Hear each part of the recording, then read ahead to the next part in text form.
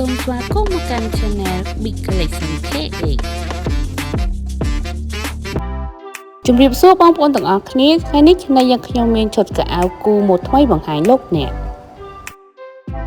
ឈុតកៅអៅនេះជាប្រភេទដៃវែងជើងវែងកបើកមានល័យអក្សរ Dior នៅផ្នែកខាងមុខផងដែរ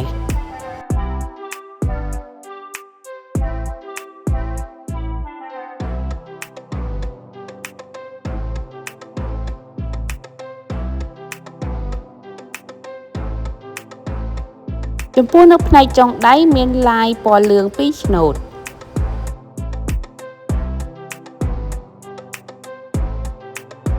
យើងទៅមើលម៉ូដខាងក្រោយវិញម្ដង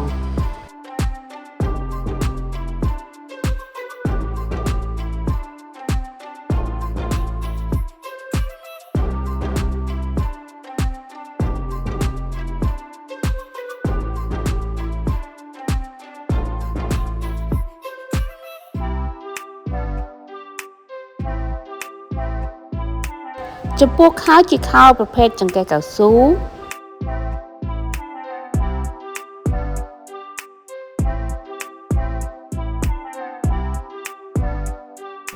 មានលាយពណ៌លឿង2ឆ្នូតនៅផ្នែកចុងជើង